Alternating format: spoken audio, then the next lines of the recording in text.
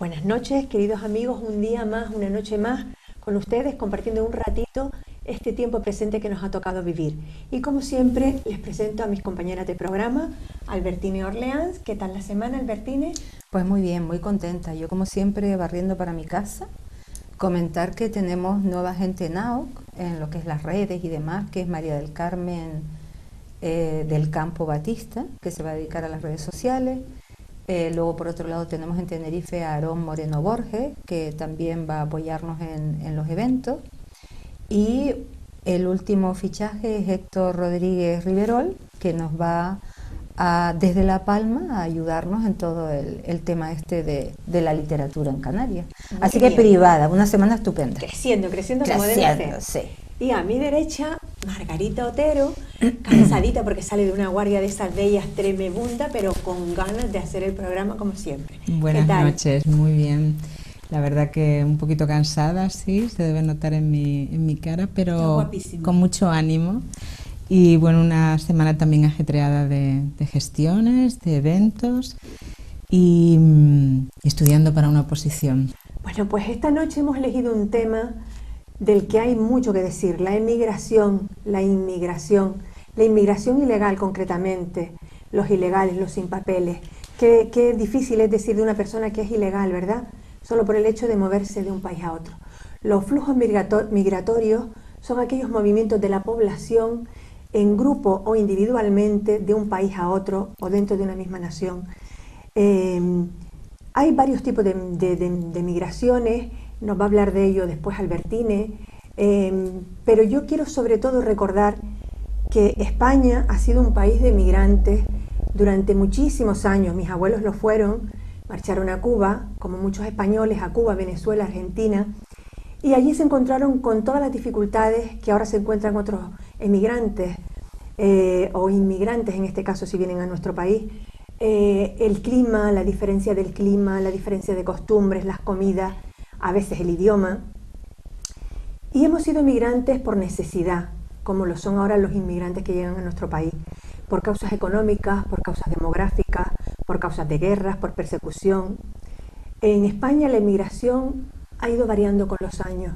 En los años 50 vivíamos en una dictadura con Franco y abrió un poquito la mano y dejó que los españoles salieran de nuestro país y fueran a hacer las Américas.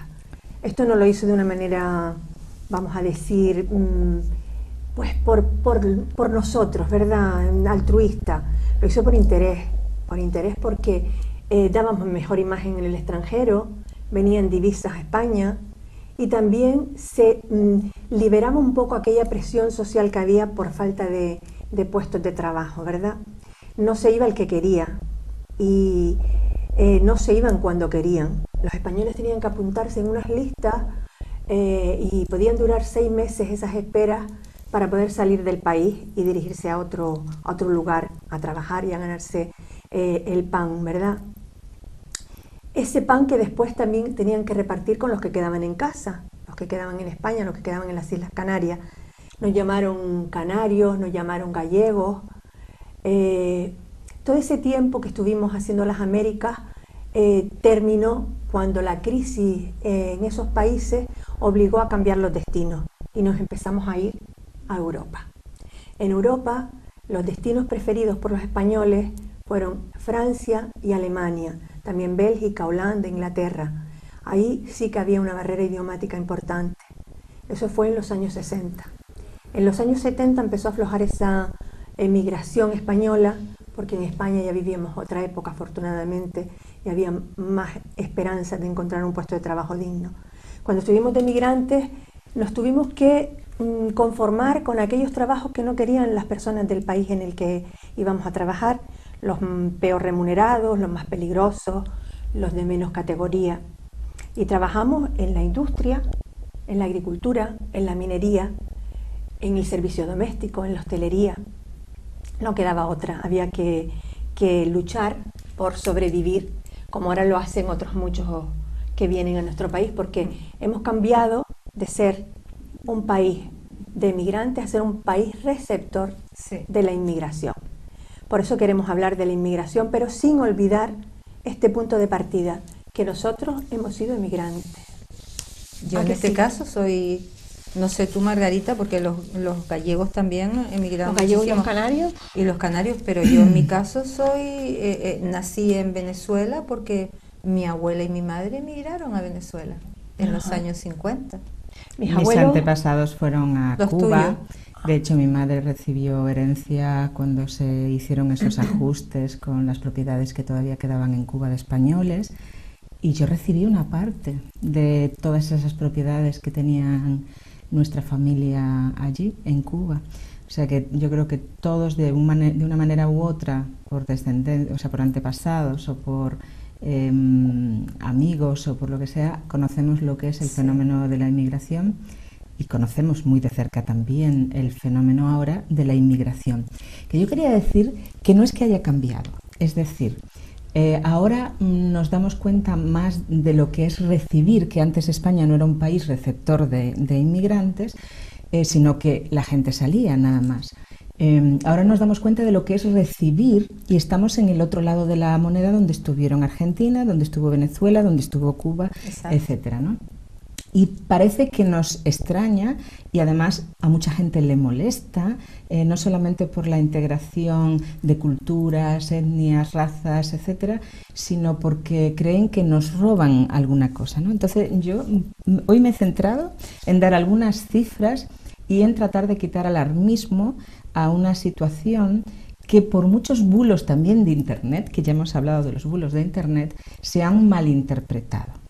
Entonces, por ejemplo, con referencia a lo que decías de que hemos cambiado, en 2017 salieron de España 367.878 españoles en busca de fortuna a otros países. Claro, lo que pasa es que es una inmigración distinta. Ahora se va en busca de sitios donde poder trabajar en profesiones que aquí no tienen salida. La investigación, por ejemplo. Investigación o enfermería o cualquier puesto de trabajo donde puedan ganar, donde ahora son mejor reconocidos, con sueldos mejor remunerados, etcétera, ¿no? Y fíjate que 367.000 salieron, inmigrantes llegaron 532.000.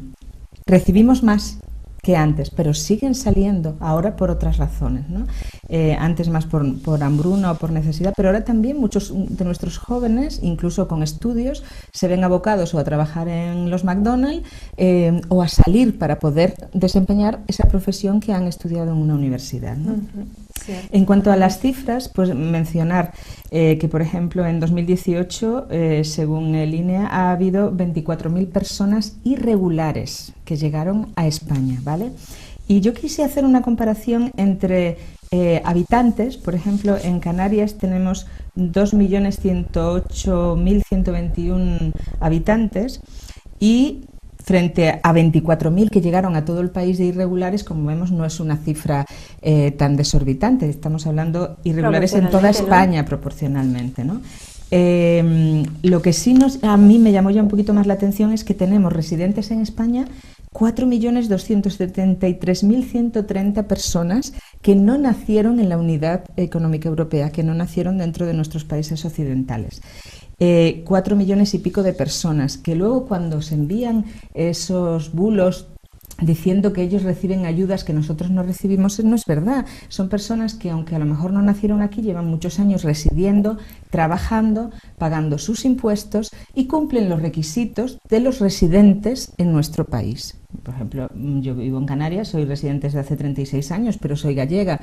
Me comparo de alguna manera. Tan fuerte aquí, ¿no? Tan arreglada. Exactamente. Entonces tengo por ejemplo el derecho del descuento de residente, etcétera, aunque yo no soy canaria, por ejemplo. Entonces, de alguna manera me puedo sentir identificada con que esas subvenciones o ayudas se reciben porque cumplen los requisitos de un residente, no porque tengan mayores privilegios que un español, ¿no? Entonces, las cifras que dieron algunos partidos políticos, las críticas que hay hacia determinados grupos, que es verdad que siempre dentro de esos emigrantes pues hay gente que a lo mejor más que venir a trabajar, pues viene a causar problemas, pero que son los menos, o sea, lo que pasa es que son es los como... menos, pero los que más suenan en la prensa. Exactamente, es lo que prensa, suele pasar, ¿no? Como las malas noticias, no es que haya más malas noticias en el mundo que buenas, sino que solo nos fijamos en lo negativo. Entonces, dentro de esos grupos, pues hay algunos que se meten en droga o que quieren ganarse el dinero de otra manera, pero no es no es para llamar la atención ni para asustar. Lo que había dicho Casado del PP, ¿no?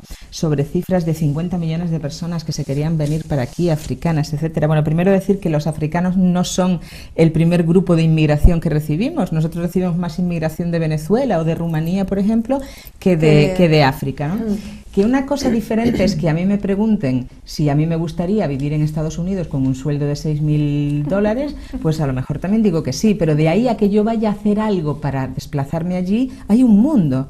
Entonces, si haces una encuesta a lo mejor en África y digo cuántos les gustaría venirse aquí, pues a lo mejor mitad de la población le gustaría venirse, pero de ahí a que vayan a hacer algo por venir, hay un mundo. Además de que nunca se pudo verificar de dónde salieron esas fuentes con esas cifras tan desmesuradas que asustaron tanto a la población, ¿no? Hombre, lo que está claro es que el derecho a moverte de un país a otro está reconocido por la Declaración de Derechos Humanos, ¿verdad? Estamos en la era de la globalización. Entonces, tienes derecho a salir de tu país, que antes no habían países y siguen existiendo países dictatoriales que no dejan salir a sus propios...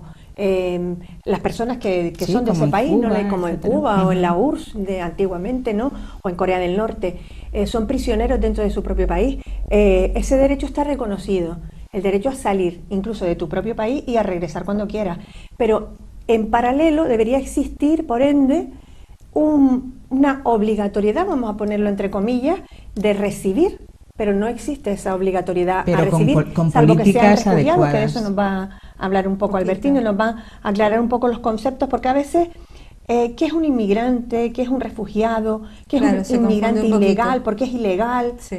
Acláranos un poquito esos conceptos antes de seguir hablando del tema. Pues muy rapidito, un migrante, lo que ustedes han comentado, es una persona que va de un país a otro. Cuando ese migrante es una persona que viene a un país sin respetar los trámites necesarios, ese se convierte en un migrante ilegal. ¿Por qué? Y a los que llamamos vulgarmente sin papeles. ¿Por qué? Porque son personas que vienen, como vienen las pateras, que nos ocurre aquí en Canarias, y podemos hablar de más cosas, pero bueno, eso lo conocemos bastante.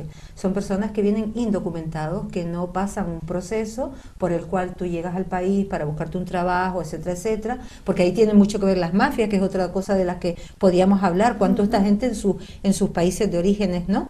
Les dan 2.000, 3.000 euros para venir en un cascarón de nuez, que terminan la mayoría ahogados por ahí, con unos problemas tremendos, que también nos repercute a nosotros porque tenemos que gastar mucho dinero con toda esa historia. Salvamento marítimo, que no quiero que, oye, por Dios, que hay que salvarlos, ¿no? Claro.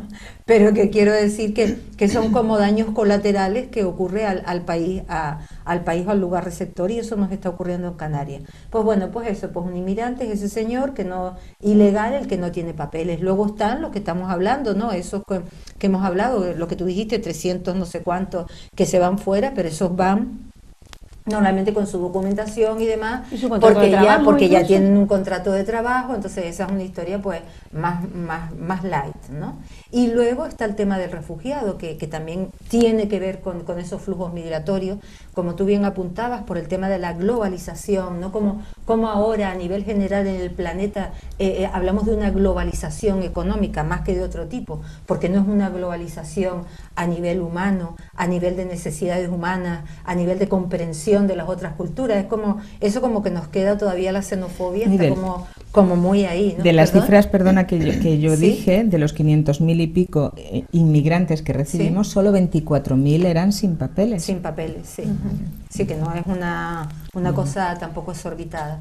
Y bueno, ¿y el refugiado cuál es? Normalmente el refugiado es una persona que emigra, pero ya por cuestiones políticas, cuestiones de etnia, por persecuciones, y son los que al final terminan en esos campos de refugiados, que hay gente que lleva viviendo, ¿no? también por la guerra y todo esto. Alrededor de 1 millón de personas en 2015 llegaron a las costas griegas, fíjate, de refugiados sirios. Que bueno, el tema de Siria ya sabemos todos lo horrible que ha sido, con esa espantosa guerra, inhumana guerra y todo lo demás.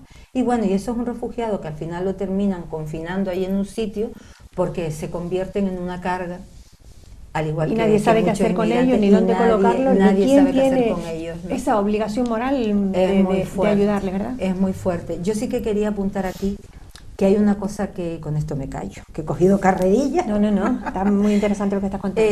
Yo sobre todo quería lanzar una lanza, valga la redundancia, a esos inmigrantes, porque como decíamos al principio, Margarita, bueno, nosotras tres hemos tenido relación con eso. Nuestros abuelos han ido a Cuba, en este caso mi abuela y mi madre se fueron a Venezuela, por eso yo nací en Venezuela, se fueron de aquí en los años 50.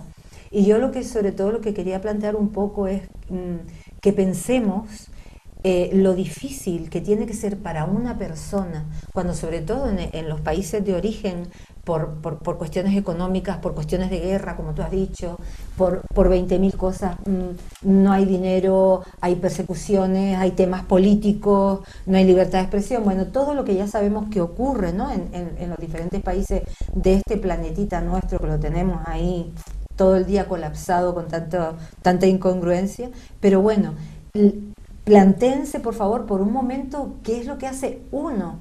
Es decir, de pronto imagínate, yo me tengo que ir de aquí, porque aquí no tengo trabajo, hay problemas políticos, de pronto tienes que dejarlo todo. Tengo que dejar a mi familia, tengo que dejar a mis amigos, tengo que dejar mis costumbres, las cosas que yo quiero, las cosas con las que me he criado.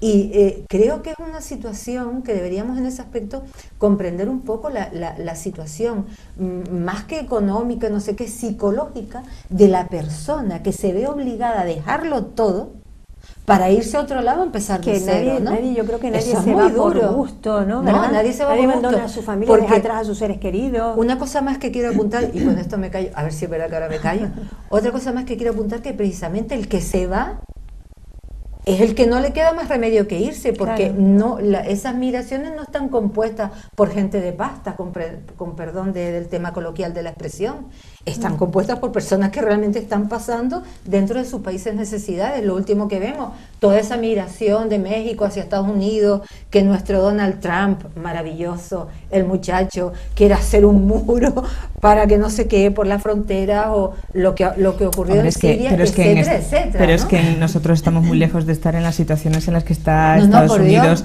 que tiene más de 15 millones de inmigrantes. Por Dios, gracias. Cada año. Alemania, por ejemplo, tiene más de 4 millones. Sí. Entonces, son cifras realmente elevadas. Está claro que cualquier país tiene derecho a controlar la entrada de personas en su territorio, ¿no? Porque, aunque la inmigración es un derecho reconocido además, sí hay que saber quién entra y con qué condiciones, con qué intenciones, porque se nos cuelan también delincuentes. Estamos hablando de la inmigración y parece que estamos pensando en esa patera que llega a una playa y que salen 20 negritos corriendo por la arena, pero es que la inmigración es más que eso, ¿no? Es más cosa. Hay personas que no se controlan y entran pederastas, entran traficantes, entra de todo en el país. Por ejemplo, terroristas. Hay que controlar sanitariamente. Hay enfermedades que estaban ya erradicadas, como la tuberculosis, por ejemplo, o la viruela, que han vuelto a tener brotes porque ya ni nos vacunamos porque están completamente controladas en nuestro país, pero con esa llegada que no tiene un control sanitario la gente que viene, pues ha habido contagios importantes. Entonces, lógicamente, no se le niega el derecho a ningún país a controlar sus fronteras. Lo que tiene que haber una permeabilidad, lógicamente, por razones humanitarias, simplemente solidarias y humanitarias, de decir, esta gente se está muriendo de hambre en su país, nadie se va porque quiere, dejando su familia, sus costumbres, sus amigos, como decías tú, su casa, sino por una gran necesidad.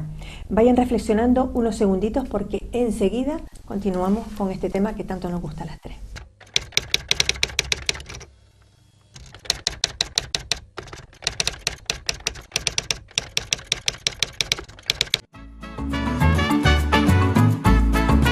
El ahorrador de electricidad Estaminal es el único aparato en el mercado que reduce el consumo de electricidad tras haberse instalado en miles de hogares en Canarias. No deje que su factura de electricidad afecte su economía familiar. El ahorrador estaminal le garantiza una reducción de un 10 hasta un 35% de su recibo de luz. Estaminal no necesita ninguna instalación especial, es autoinstalable y no consume electricidad. Diga basta al excesivo consumo de electricidad y llámenos al 928 481 249. Reduzca hasta un 35% de su factura de electricidad. Estaminal, su seguro de ahorro. En el corazón del Parque Santa Catalina se encuentra la gran terraza Lolita Pluma, que con nueva dirección te ofrece en la mañana los mejores desayunos especiales y saludables, bien acompañados de una repostería propia, artesana y creativa. En el mediodía dispone de una selección de tapas y platos de la cocina canaria e internacional. Las tardes en la gran terraza Lolita Pluma le permitirá degustar una variedad de tartas y dulces a la altura de los paladares más exigentes y exquisitos. Las noches en la gran terraza Lolita Pluma, además de unas cenas especiales en un ambiente tranquilo y agradable, tendrán el aliciente del servicio de coctelería más importante de Canarias. Todos los jueves tenemos la ruta del Pincho Pirata y además el sábado en la tarde-noche podrá disfrutar de espectáculos musicales y de humor en directo. Gran Terraza Lolita Pluma, el lugar diferente para tu punto de encuentro.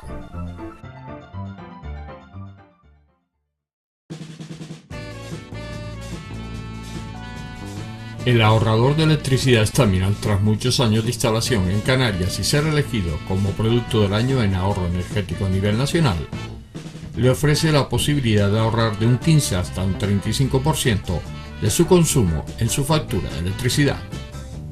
Sea cual sea su negocio local o industria, Estaminal tiene el ahorrador que se adapta a sus características. No se fíe de las imitaciones, Estaminal solo hay uno, con las homologaciones de la comunidad internacional. No deje que los gastos abusivos de electricidad afecten a la economía de su negocio.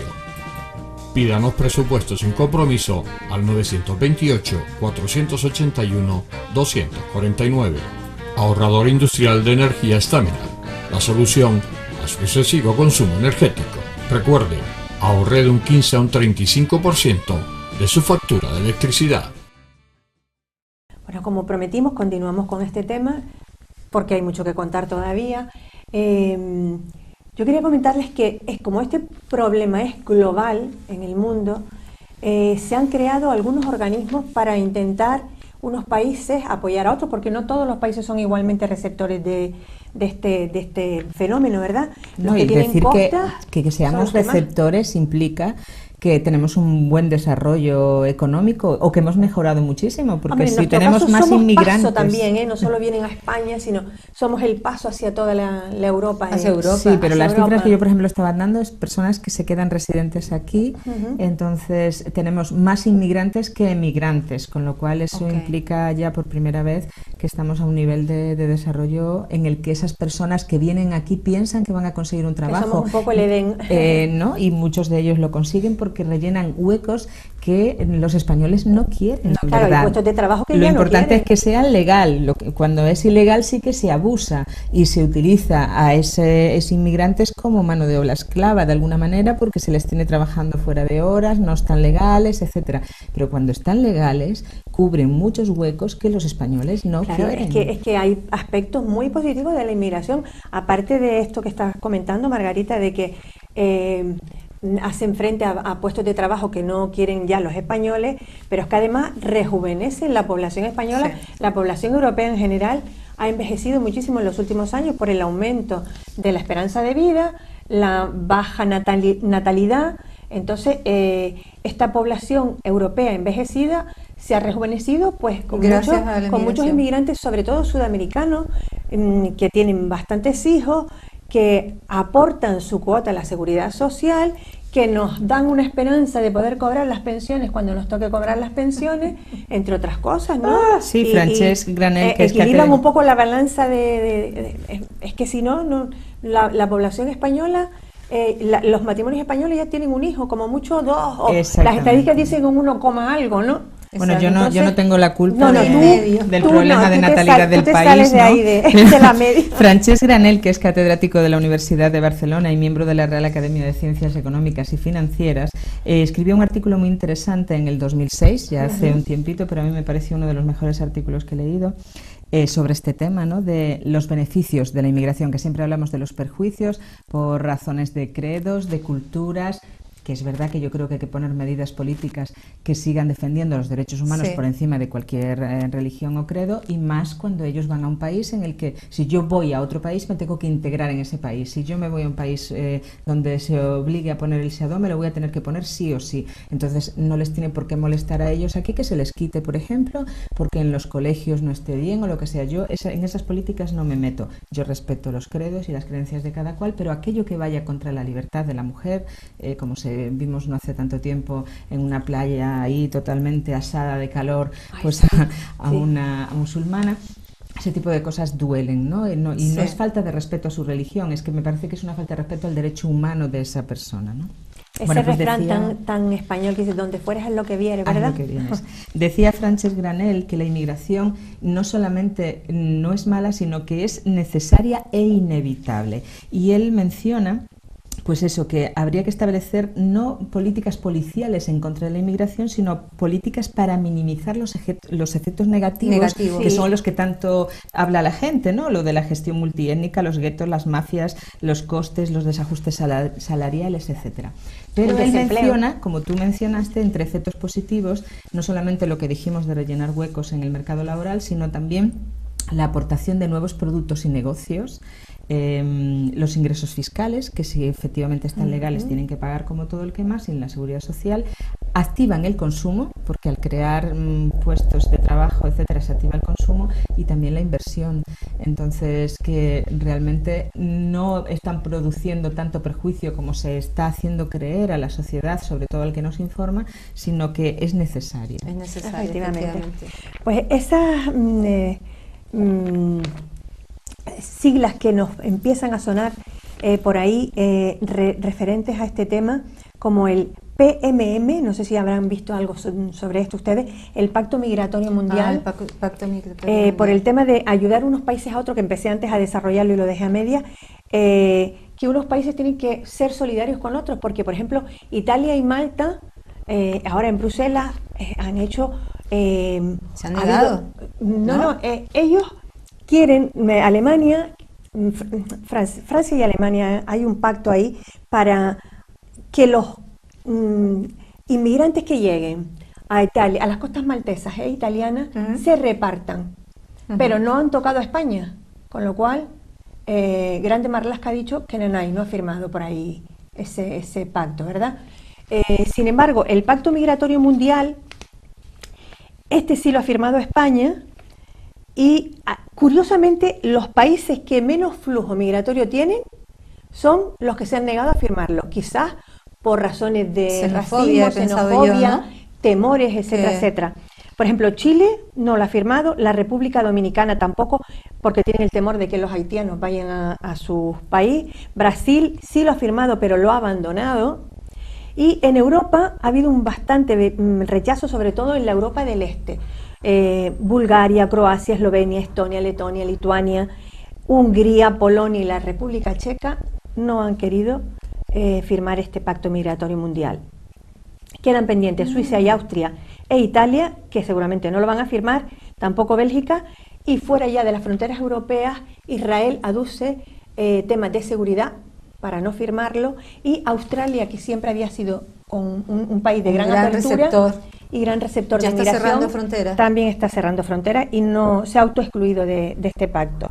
Es interesante que existan estas organizaciones internacionales, porque sería pues una gran ayuda para esos países que tienen ese flujo tan grande de recepción, frente a otros que no les llega prácticamente ningún Pero fíjate tú la inmigrante. Complicación de lo que estamos hablando, perdona, porque lo que estás diciendo, es decir, ahí hay un 80% de países que no están dispuestos a compartir el pastel, por decirlo de alguna manera. A compartir lo malo. Entonces estamos hablando de algo muy serio, es decir, ¿qué va a ser de todos esos millones de personas que en un momento dado Claro, porque entran sobre todo por España, ¿no? por Italia, por Claro. Malta, pero van hacia otros países, pero esos otros países se lavan las manos porque a mí no me llegan directamente. Y no los reciben. Entonces, por ejemplo, cuando están en el mar y sabes que se llama salvamento marítimo, ya vienen muchas veces con la lección aprendida para llamar a emergencias y que les vayan a recoger en las pateras. Sí. ¿Qué haces? ¿Cómo no vas a recoger a personas que están en peligro de muerte? Evidentemente es que los tienes mujeres, que recoger. niños, embarazadas.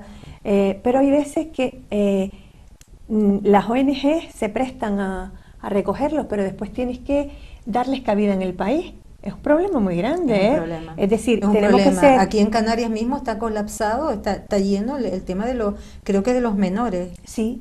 Está, es que Es que además te dicen que tienen una edad que no tienen que hacer pruebas. O les tienen que hacer fotos, pruebas óseas, de eso sabrás tú, Marga, porque te vienen contando que tienen una edad y luego resulta que tienen, que son unos puretillas. En el hospital vemos de todo y además ¿Lo ves, no? Es muy evidente que tenemos una población súper o sea, mezclada de las razas, ¿no? A todos los niveles, de hindúes, de italianos, de Ahora cuento de una chinos. anécdota de italiano muy graciosa. En el colegio, pues a veces hay más alumnos de fuera que del propio, en vecindario, propio lugar. En vecindario conozco casos de niños que niños canarios, a lo mejor hay 2 o 3 en la clase y todos los demás son inmigrantes. Son árabes. Hombre, son niños que van a crecer viéndolo como algo muy natural, algo normal. Muy natural el estar con niños de otras razas, Yo lo creo cual que es muy bueno. Yo creo muy que bueno, es muy sí, bueno, sí. ¿no? Aparte que hasta incluso el mestizaje es muy sano para las razas, ¿eh? Sí, renueva las razas. ¿Qué nos ibas ¿no? a contar, Alberto? Cambia los cánones de belleza. No, que hablando de todo esto, de la emigración y sobre todo en el tema canario, apuntar que siempre hablamos, ¿no? de Venezuela, también hablamos de Marruecos. Mira, Marruecos lo tenemos ahí al lado, tampoco viene tanta gente de Marruecos, pero que ayer a mí me ocurrió una anécdota. Iba con mi hermana paseando por Triana, porque los primeros días de mes pues abren todo, el domingo abre toda Triana, todas las tiendas abiertas para nosotros. Íbamos caminando y contabilicé porque pasaron otros que no los conté. Resulta que contabilicé 12 personas hablando en italiano por el móvil. Pasaban al lado de nosotros y hablando en italiano y decía, ¿pero esto qué es? ¿Qué invasión es esta? Con perdón, y con todo el cariño del mundo.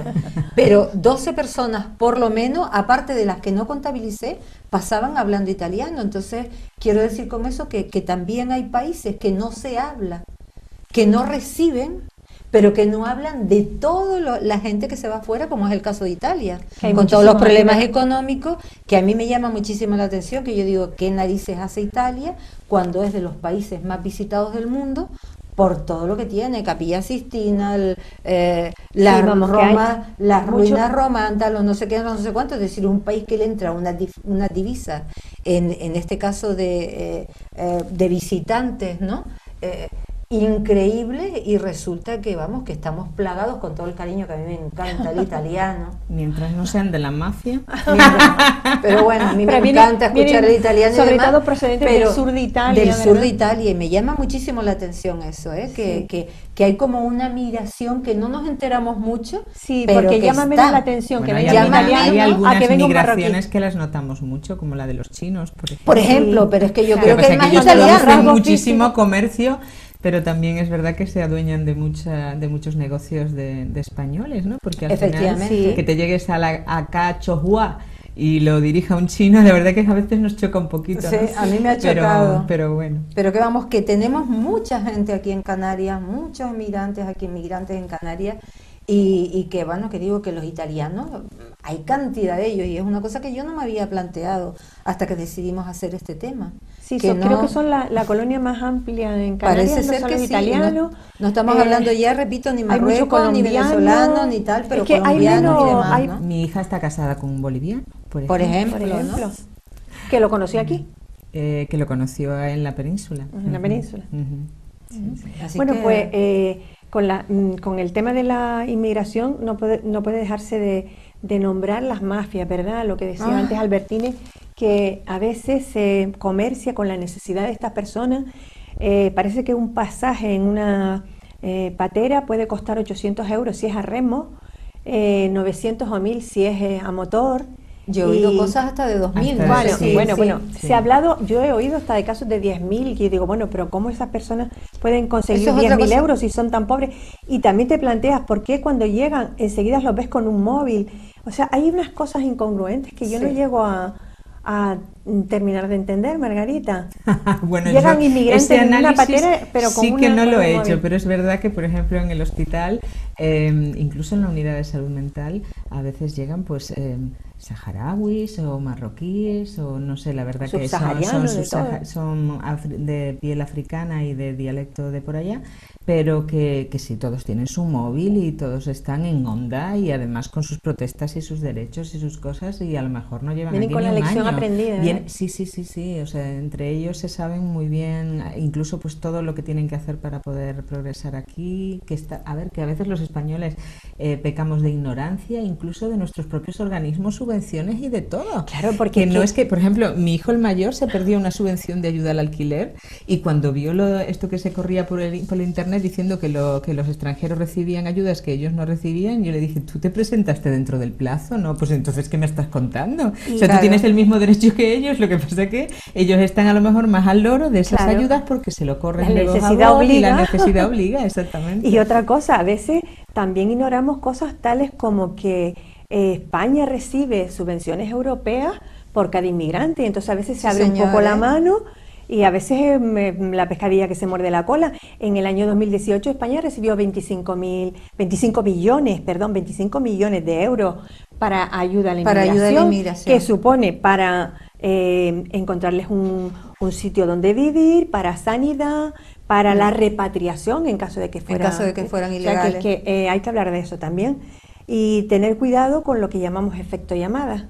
El efecto llamada, porque muchas veces las medidas solidarias tienen ese efecto llamada que después pues un problema añadido. Hacemos otra paradita y no sé si seguiremos hablando de este tema o mis compañeras y yo decidimos hablar de otro que no tiene nada que ver con esto. Ahora mismo lo decidimos. El ahorrador de electricidad Staminal, tras muchos años de instalación en Canarias y ser elegido como producto del año en ahorro energético a nivel nacional, le ofrece la posibilidad de ahorrar de un 15 hasta un 35% de su consumo en su factura de electricidad. Sea cual sea su negocio local o industria, Staminal tiene el ahorrador que se adapta a sus características. No se fíe de las imitaciones, Staminal solo hay uno, con las homologaciones de la comunidad internacional. No deje que los gastos abusivos de electricidad afecten a la economía de su negocio. Pídanos presupuestos sin compromiso al 928-481-249. Ahorrador industrial de energía Staminal, la solución a su excesivo consumo energético. Recuerde, ahorre de un 15 a un 35% de su factura de electricidad.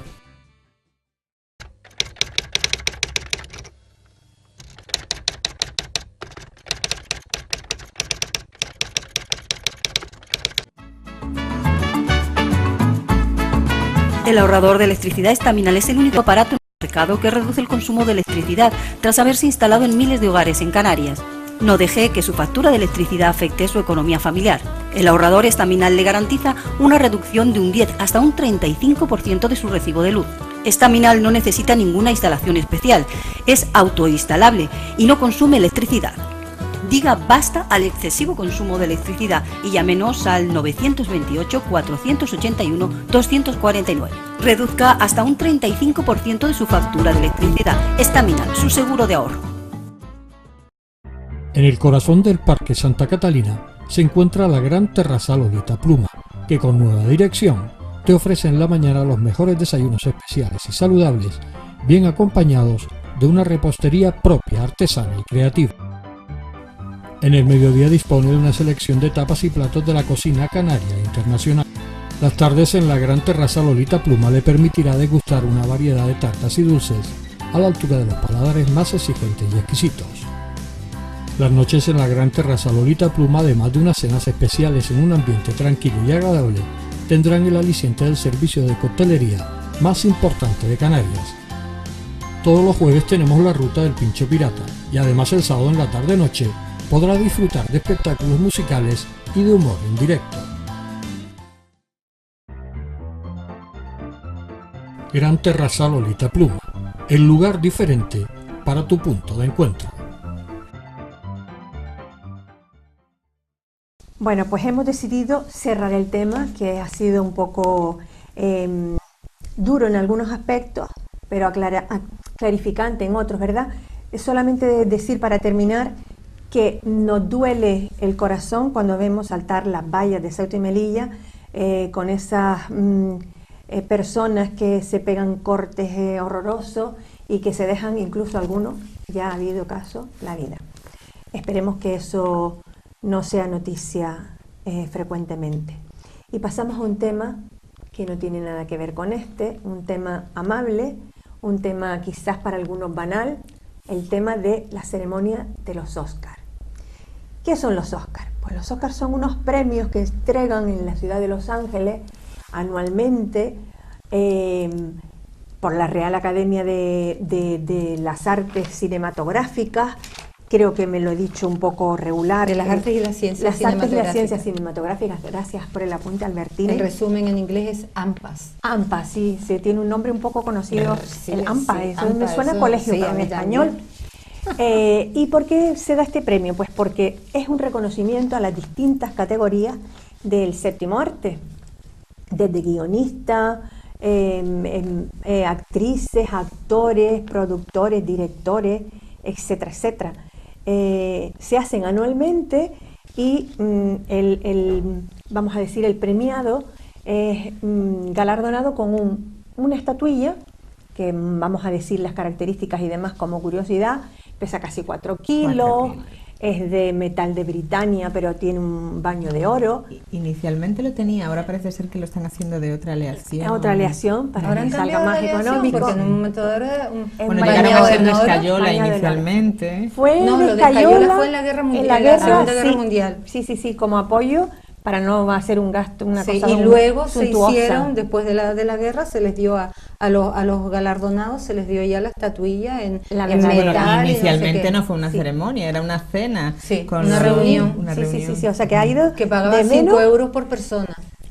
Sí, bueno, esto aquí lo tengo aquí tenemos muchas curiosidades sobre el mundo de los Oscars, porque además se supone que es una ceremonia para el cine, ¿no? Para la cinematografía, pero aquí hay pues mucha banalidad también, ¿verdad? Los vestidos, nosotras en la alfombra roja. Los vestidos, los estilismos, las reivindicaciones, también aprovecha mucha gente para hacer reivindicaciones. Interesantes además. Bueno, vamos a hablar un poquito de la estatuilla.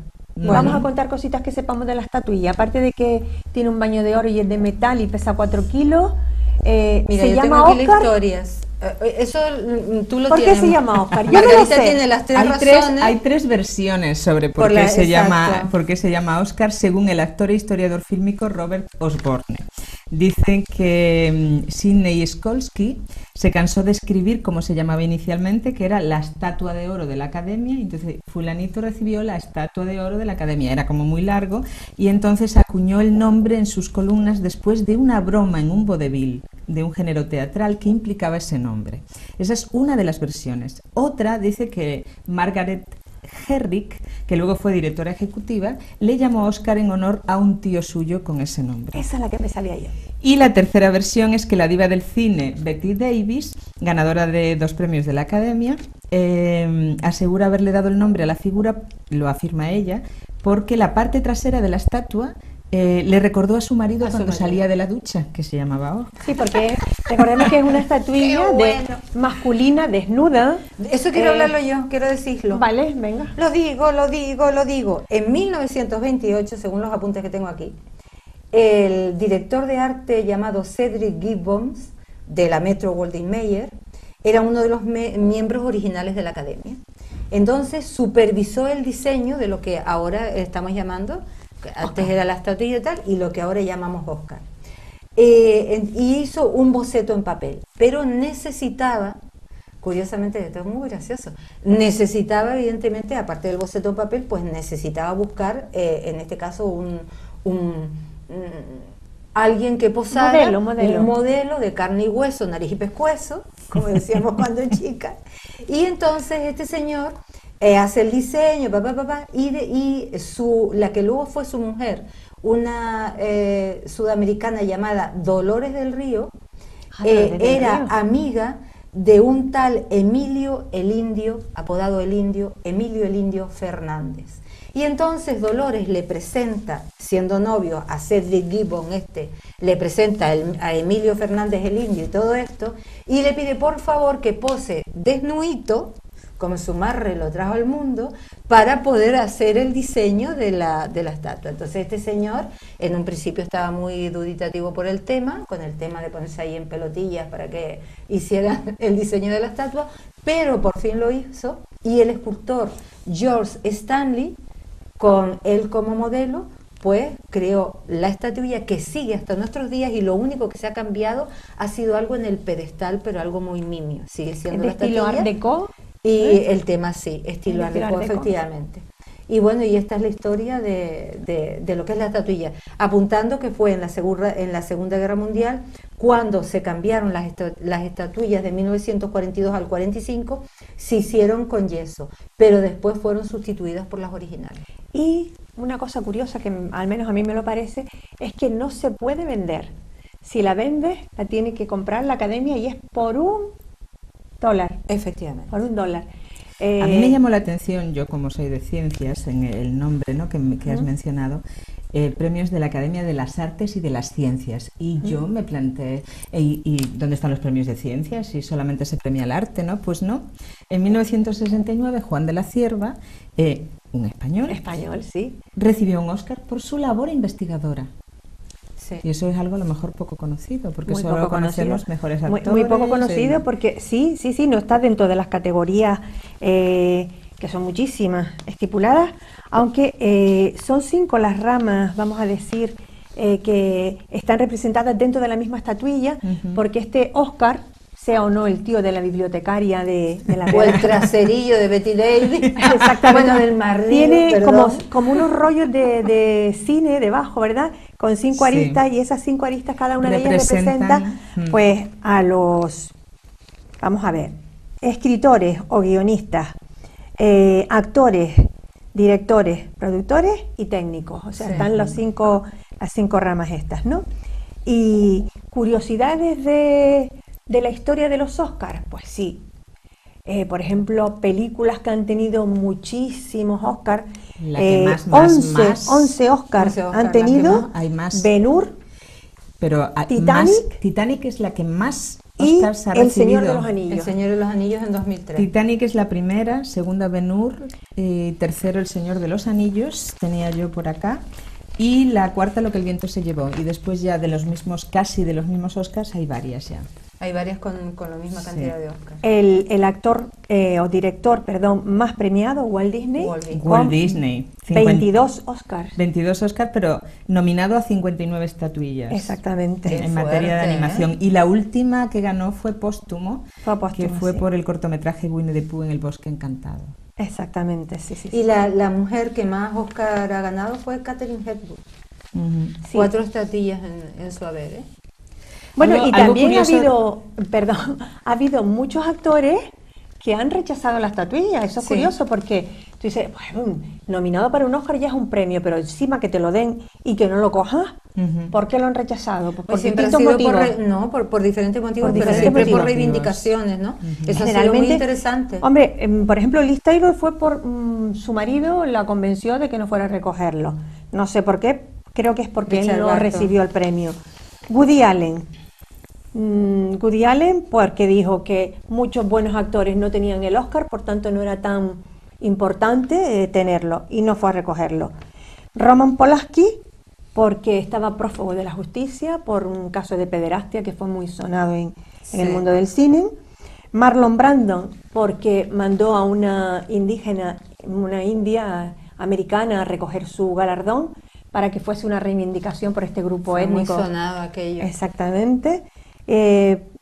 Paul Newman, fue honorífico el que le dieron y no lo recogió tampoco. Yo entiendo a Woody Allen porque realmente a mí siempre, en todos los premios, no solamente los Oscars, sino en general, creo que hay demasiados intereses, que muchas personas que los merecen no los reciben y otras lo reciben no por la obra en sí, incluso en el mundo de la escritura, sino porque a lo mejor hace años que tenía que habérsele reconocido y se le da ese año no porque sea el mejor actor, sino porque ya era hora de que se le diera. Claro, para eso están los honoríficos también. Ya, pero para las así, injusticias que se han cometido, ¿no? Claro, pero aún así en todos los estamentos y en todas las artes, lamentablemente muchas veces los premiados, sin quitarles su honor y su mérito, a lo mejor no eran los que más, o no lo eran ese año, por esa obra en particular. Entonces, la justicia del hombre a veces es como es, y muchas otras, pues hay intereses de otro tipo, como en el Festival de Eurovisión, y aquí en los Oscars, por lo visto, también pasa muchísimo con este tipo de cosas. Con la película extranjera, por ejemplo.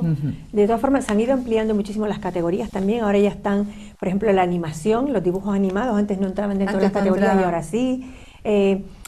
Premios que consideramos menos importantes, como la canción original, la banda original, maquillaje, lo que es el vestuario, que a veces no le damos esa importancia en las películas, ¿verdad? Pero lo tiene. Y lo tiene. El vestuario, por ejemplo, en una película histórica es fundamental. Bueno, tenemos 16 Oscar españoles, yo creo que eso es importante eso, cuéntalo. destacarlo. Vamos a barrer para casa. En 1970 Gil Parrondo, dirección artística por Patton. En 1970 Antonio Mateos, por la ambientación de Patton también. En 1971 otra vez Gil Parrondo, mejor director artístico de una película llamada Nicolás y Alejandra. Y también recibió un Oscar por el mejor vestuario. En 1972, yo creo que este a lo mejor nos suena más, Luis Buñuel, ¿verdad? Sí, suena. El discreto encanto de la burguesía. 1978, mejor fotografía por Días de cielo, Néstor Almendros. También. José Luis García, yo creo que esto lo recordamos todos, 1982, mejor película extranjera, Volver a empezar. A mí me gusta mucho esa película. Sí, maravillosa. Fernando Trueba en el 93, con Belle Époque. Pedro Almodóvar en el 99, con ¡Pedro! Todo sobre mi madre. Ese momento no lo vamos a olvidar ninguno, creo que todos lo vimos. Después, en 2002, Pedro volvió a recibir el mejor guión original por Hablé con ella. Alejandro Amenábar en el 2004, mejor película extranjera por una historia muy triste, Mar Adentro, que también creo que todos vimos y sentimos. Sobre un caso verídico, un caso real. Y en 2006, David Martí Montserribé, mejor maquillaje, El laberinto del fauno, un peliculón increíble sobre la guerra. Y después 2008, Javier Bardem, mejor actor secundario. Y 2009, no podemos dejar atrás a Penélope Cruz, mejor actriz de reparto por Vicky Cristina en Vicky Cristina de Woody Allen. Comentarles que todos esos premios, fundamentalmente en la 29ª ceremonia, en la 29 ceremonia, que tuvo lugar el 27 de marzo de 1957, ya hace la friolera de 62 años, pues resulta que fue cuando se introdujo en 1957 la categoría a la mejor película extranjera, porque desde el 16 de mayo de 1929, que es cuando se celebra la primera, lo que dijimos antes, un almuercito, allí le pagaron $5 y tal por los premios, pues desde esa época hasta el 57 no existía mejor película extranjera. Y decir que la primera emisión, porque nosotros vemos los Oscars porque lo emiten por la tele, la primera edición que fue emitida fue la 25 edición en 1953, desde el 28 hasta el 53 la no fue emitida por ningún primera canal. fue en blanco y negro, además en blanco y negro. Y la emitió la NBC de Manhattan. Bueno, chicas, y estamos por el 91. 91 edición. Lo último ha sido la 91 edición, es de lo más antiguo que se celebra en cuanto a premios en lo que es el planeta, ¿no? En este aspecto. Es decir, que ya quedan 9 añitos para 100. Y aparte no olvidemos que lo retransmiten para más de 100 países. Sí, más de 100 países. Bueno, un dato como mujeres que no podemos dejar de decir. ¿Cuántas mujeres han sido nominadas al premio a la mejor dirección? 5.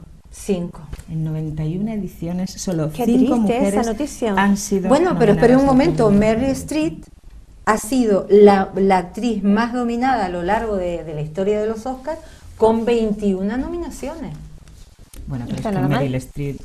Meryl Streep es una maravilla, Es ella y más que ella. Y además es una de la mujer que ha dicho, yo voy a envejecer dignamente, no me voy a poner colágeno, no me voy a hacer nada, y por eso puede seguir haciendo papeles para su edad, lógicamente. Genial. Bueno, señores, si les hemos yo iba a decir lo último, que John Williams, por ejemplo, es el compositor vivo que más nominaciones ha alcanzado. En el 2016 llegó a la nominación número 50. Y solo recibió el premio en 5 ocasiones, solo la recibió en 5 ocasiones. Pero bueno, solo ser todavía nominado, está vivito y coleando. Solo ser nominado ya es un premio. 50 veces, 50 años. Bueno, el tema nos ha gustado y se nos ha visto, pero el tiempo pues se acaba. Decirles que si les hemos convencido de que los Oscars vale la pena verlos, sepan que tienen que recibir una invitación, porque no se pueden comprar entradas. Lo lamentamos. Y con esto nos despedimos. Les deseamos hasta mañana a las 8. Un feliz día, una feliz noche y decirles que mañana estamos de nuevo con ustedes. Adiós. Un beso.